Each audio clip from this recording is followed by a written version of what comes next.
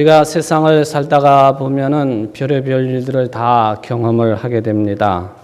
참 이상한 일도 있고 또 억울한 일도 있고 예상하지 못했던 일, 신비스러운 일까지 포함해가지고 말로 표현할 수 없고 글로 드러낼 수 없는 그런 일까지도 경험을 합니다. 그래서 텔레비전 프로그램 가운데 보면은 세상에 이런 일이라고 하는 그런 제목의 프로그램이 있을 정도로 우리 주변에는 이상한 일들이 참 많이 벌어지고 있습니다.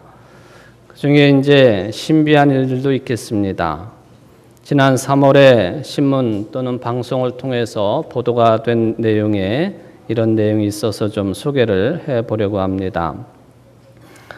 작년 4월 16일 세월호가 침몰을 한 지 참상이 일어난 지 이제 일주기가 이미 넘어갔습니다. 근데 어처구니 없이 아직도 이 참상에 대한 진상 규명도 제대로 안 돼 있고 또 전반적으로 제대로 된 일 처리를 기대할 수 없는 그런 현실이 너무나도 가슴이 아픕니다. 그런데 지난 3월에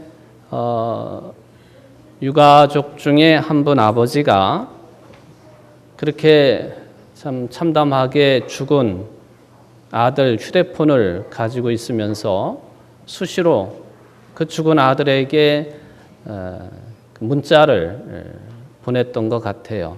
소위 말하면 카톡으로 문자를 보냈습니다.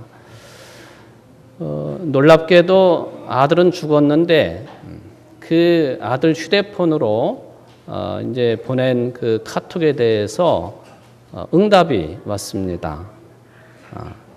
특히 그날은 그의 아들이 이제 생일을 맞이한 날이어서 문자를 보냈는데 거기 공개된 메시지를 보면은 이 희생된 아들의 아버지가 여러 건의 메시지를 아들의 휴대폰으로 보낸 것으로 되어 있습니다. 그 내용을 그대로 제가 한번 읽어 보겠습니다. 아가, 잘 있었니? 아빠 늙어 죽어가거든. 잊어버리면 안 돼. 응? 아가, 할머니는 어떡하니? 너 없는 세상 뭐라고 말해야 되니? 답 좀 해다오, 아가. 아빠가 많이 사랑해. 점심 잘 먹고 친구들과 잘 지내렴. 하늘의 별이 된 내 사랑, 저녁은 먹었니? 이런 문자를 죽은 아들 휴대폰에게 보냈습니다. 근데 놀랍게도 1시간 뒤에 이 숨진 아들의 번호로 아버지에게 답장이 온 거예요. 전 잘 지내고 있어요. 아빠도 행복하게 잘 지내고 계세요. 그리고 전 정말 괜찮으니까 천천히 건강하게 오래오래 지내다가 오세요. 사랑해요.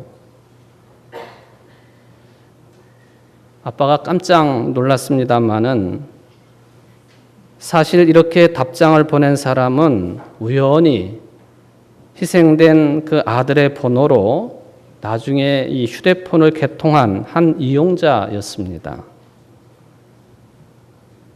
이 아버지는 아들의 생일을 맞이해서 죽은 아들이지만은 여전히 이 아버지가 죽을 때까지는 죽은 아들이 아니기 때문에 특히 생일을 맞이해서 그렇게 간절한 심정으로 메시지를 보냈더니만 이런 응답이 온 겁니다.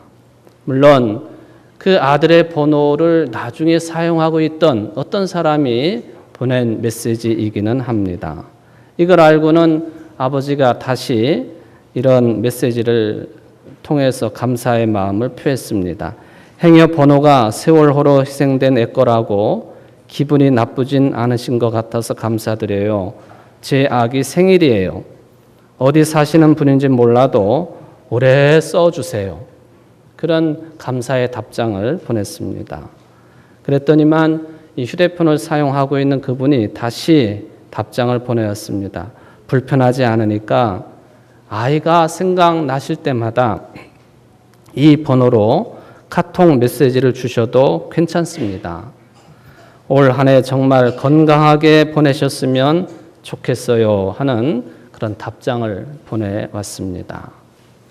이 사람은 휴대폰을 새로 장만하거나 하면은 여러 개의 번호 중에 한 번호를 선택할 수가 있는데 번호 뒷자리를 맞추려다가 우연히 이 아버지의 죽은 아들의 번호밖에는 남지 않아 가지고 그 번호를 선택했다고 하는 그런 이야기를 듣게 되었습니다.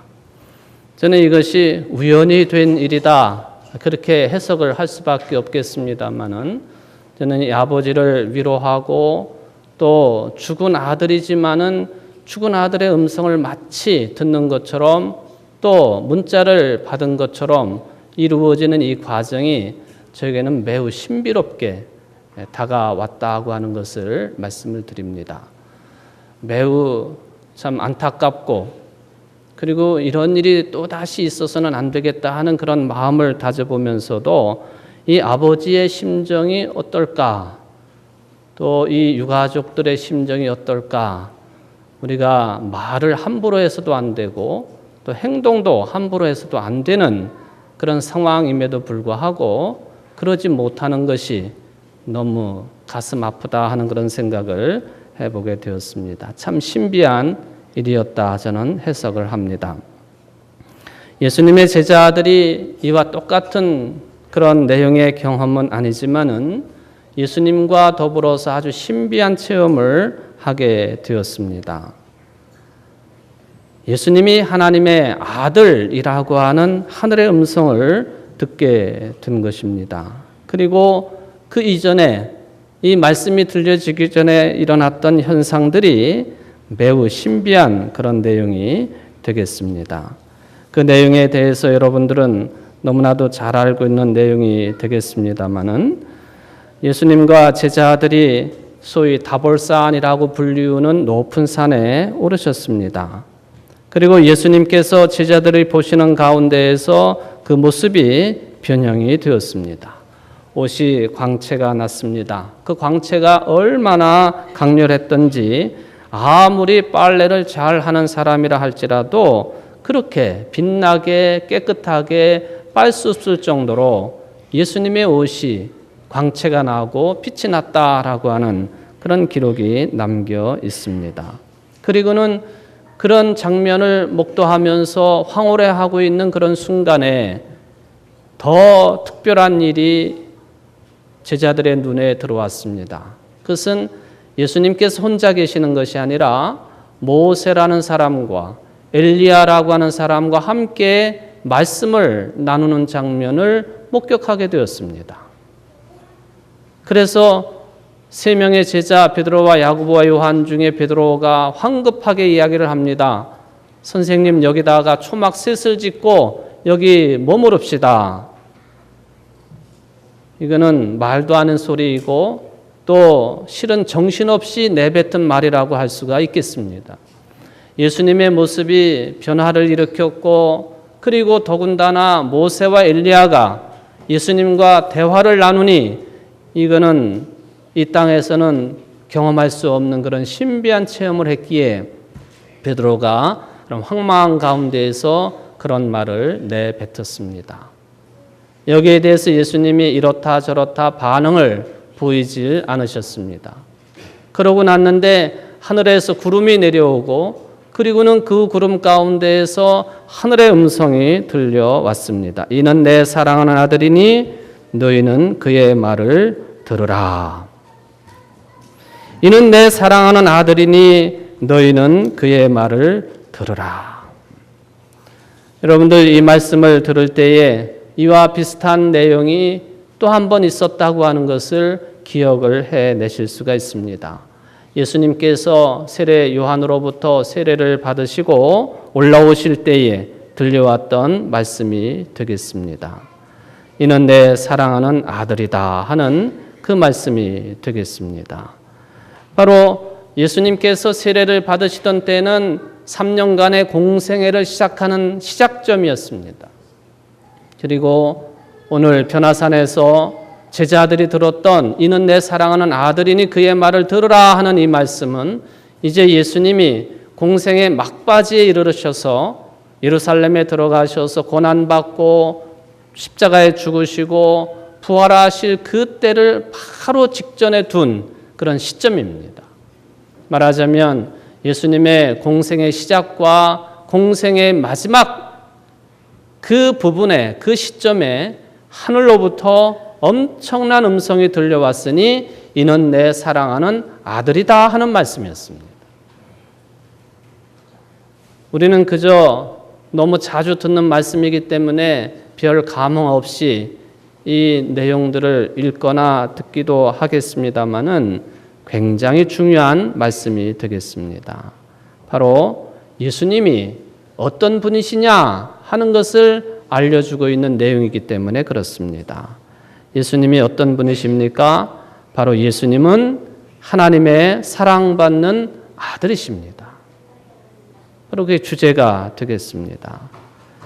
오늘 본문에 나오고 있는 거룩한 변모의 사건도 예수님께서 그저 한 인간이 아니라 바로 하나님의 사랑받는 아들이시라고 하는 그 진리를 드러내고 있는 복된 말씀인 줄 믿습니다. 사랑받는 아들이 오늘 설교의 주제가 되겠습니다. 이 변화산의 이야기는 마태, 마가, 누가복음 세 군데 다 기록이 되어 있습니다. 그런데 세 복음서의 표현이 약간씩 차이가 있어요. 표현의 차이는 있지만 마태, 마가, 누가복음 세 복음서에 공통적으로 찾아볼 수 있는 기본 골격은 동일합니다. 뭐가 동일하냐? 예수님이 제자들과 함께 높은 산에 올라가셨을 때 모습이 변화되었다는 것입니다. 그리고 나서 모세와 엘리야가 나타나가지고 예수님과 대화를 했습니다.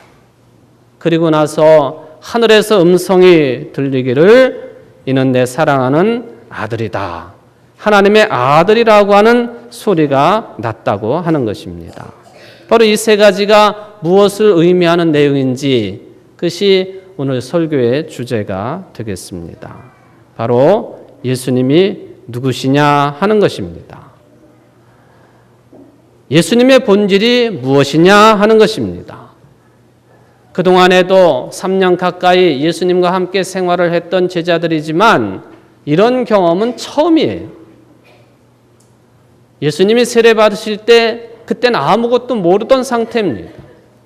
이제 제자들도 생기고 예수님과 함께 따르는 무리들도 많아진 그때에 세 제자만 데리고 따로 산에 올라가셔서 모습이 변화되시고 모세와 엘리야와 대화를 나누시고 하늘의 음성을 듣는 이런 체험은 제자들에게 처음이었다는 것입니다. 예수님이 도대체 누구이신가? 어떤 분이신가? 하는 것을 하늘 음성을 통해서 또 저들의 신비한 체험을 통해서 예수님의 정체성을 알게 되었습니다. 새로운 눈이 열려진 것입니다. 새로운 세상을 경험하게 된 것입니다. 도대체 예수님의 이 변화된 모습 무엇과 관련이 있기 때문에 새로운 체험일까요? 그것은 바로 부활과 관련이 되어 있기 때문에 그렇습니다. 바로 부활을 경험할 때만 본문이 말씀하고 있는 예수님의 변형과 변화를 경험할 수 있다고 하는 뜻이 되겠습니다. 부활을 오해하는 사람들, 충분히 이해하지 못하는 사람들이 아직 많습니다. 내가 믿는다 하면서도 부활은 아닐 거야. 그렇게 생각하는 교인들, 또 설교를 하는 목회자들 가운데에도 그런 사람들이 있음을 요즘에는 발견을 합니다. 부활이 뭡니까? 죽은 사람이 단순히 다시 살아난 그런 것은 아닐 것입니다. 다시 살아난다고 하더라도 사람은 다시 죽게 되어 있습니다. 다시 죽는 상태로 돌아가는 것 부활이라고 부르지 않습니다. 예수님이 죽어서 며칠 뒤어 썩는 냄새가 나는 마르다와 마리아의 오라버니 나사로를 무덤에서 불러내신 일이 있습니다마는 나사로가 그로부터 영원히 산 것은 아니었습니다. 나사로는 또 죽었습니다. 다시 살아났다가 죽은 경우 소생했다. 그렇게 부를 뿐입니다. 부활은 아닙니다. 그러나 나사로 이야기가 기록된 것은 예수님의 부활을 예표하는 사건이기 때문에 우리는 중요하게 접근을 하고 해석을 합니다. 도대체 부활은 무엇입니까? 부활은 다른 생명으로 변화되는 것입니다. 다른 생명인데 그 생명은 완전하고 완벽하고 절대적인 생명으로의 변화가 부활이 되겠습니다. 이 변형은 누구도 세상의 그 어떤 언어 표현으로 몸짓으로도 표현해낼 수 없는 것이 이 부활의 몸이요 또한 신비가 되겠습니다.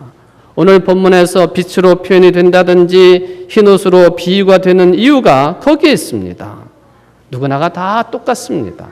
예수님의 제자들만 그런 것이 아니라 바로 부활의 신비가 이런 내용이라고 하는 것을 말씀해 주고 있는 것이죠.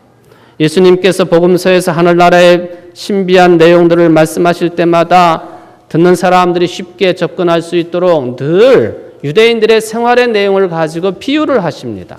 하늘나라는 마치 이와 같다 하시면서 주시는 말씀들이 그런 내용들이 되겠습니다. 바로 오늘 본문의 제자들의 이 경험이 부활 경험이라고 하는 것은 제자들이 보인 반응을 통해서 확인을 할 수가 있습니다. 도대체 무슨 말을 해야 되는지 모르는 거예요. 부활의 경험이 그렇습니다. 그러니까 베드로가 참 황당한 그런 상황 속에서 엉뚱한 말을 내뱉고 초막셋을 지읍시다 하는 그런 반응을 보이게 되는 것이죠. 절대적인 생명, 영원한 생명, 그 생명의 깊은 심연 앞에서 누구도 두려워할 수밖에 없는 그런 내용이 되겠습니다. 그런데 더 놀라운 것은 그 장면이 끝나고 모세와 엘리야가 예수님과 대화를 나눕니다. 모세는 그때 기준으로 보면은 1400년 전 인물이에요. 엘리야는 800년 전 인물입니다. 이미 다 죽은 사람들이에요. 다 죽은 사람들이 예수님과 함께 대화를 나누고 있는 그런 장면을 제자들이 목격을 합니다. 이게 무엇을 의미하느냐 하는 것은 여러분들이 잘 해석을 할 수가 있을 것입니다. 바로 예수님께서 이 다볼산, 변화산에서 모세와 엘리야와 대화를 나누셨다? 예수님이 어떤 분이시냐 하는 것을 유대인이요, 율법에 대해서, 구약 성경에 대해서 모세를, 엘리야를 너무나도 위대한 인물로 인정하고 있는 베드로와 야고보, 요한에게, 12제자들에게, 그리고 예수님을 따르고 있는 유대인 중심의 공동체에게 확실하게 인식을 시켜줍니다. 우리가 그리스도로 믿는 예수님은 이런 분이시다.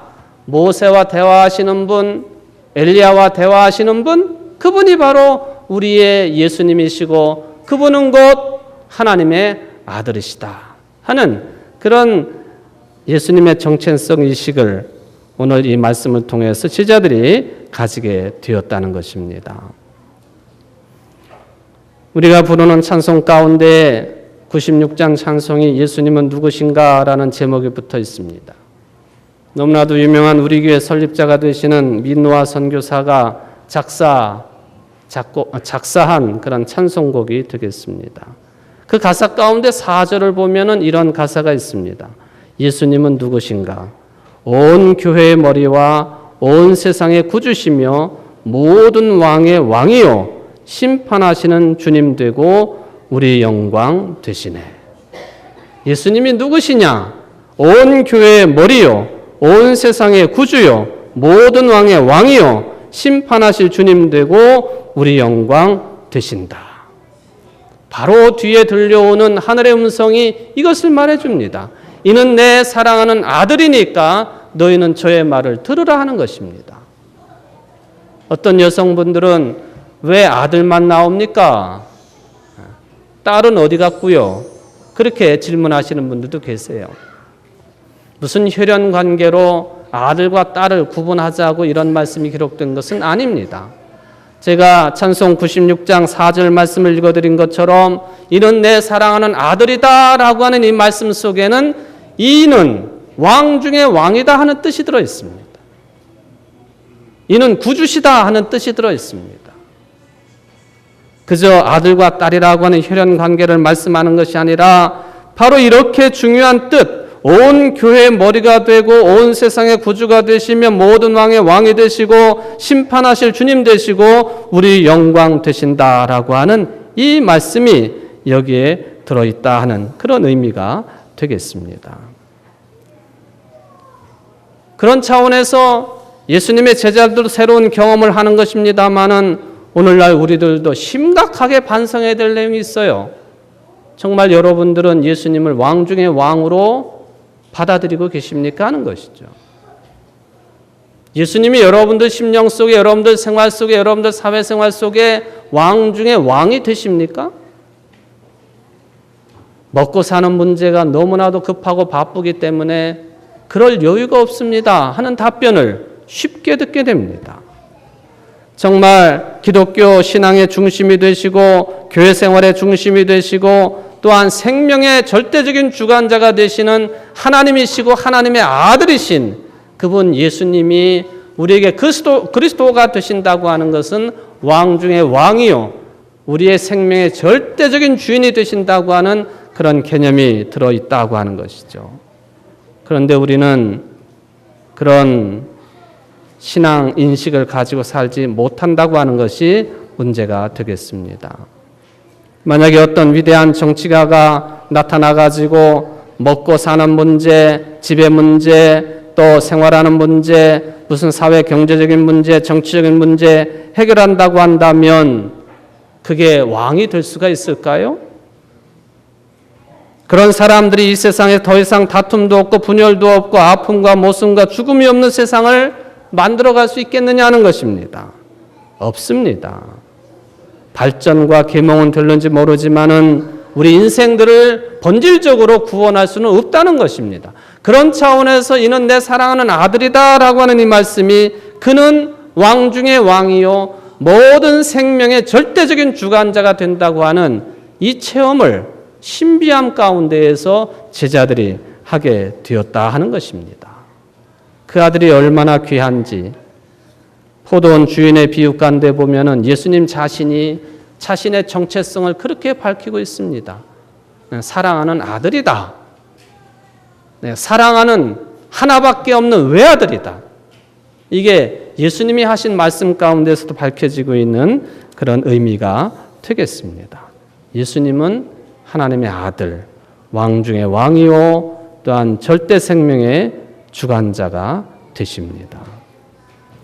물론 우리들의 일상생활을 통해서는 이런 신앙 고백대로 살지 못하는 것이 현실입니다마는 그러나 다행스럽게도 여러분들은 이거는 온전하게 하나님의 은혜가 되겠습니다마는 이러한 신앙적인 경험을 소중하게 지난 2000년의 역사 속에 간직하고 있는 이 교회의 예배 공동체 속에 속해 있다고 하는 것이 하나님의 은혜입니다.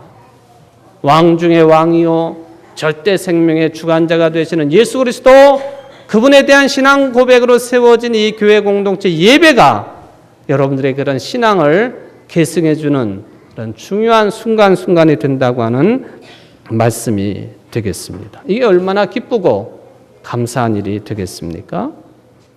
바로 이러한 진리를 아버지, 어머니, 부모와 어른들이 자라나는 미래 세대에 전하고 있는 이 교회 공동체, 예배 공동체야말로 하나님께서 기뻐하시는 살아있고 숨쉬는 주님의 몸이 되는 것입니다.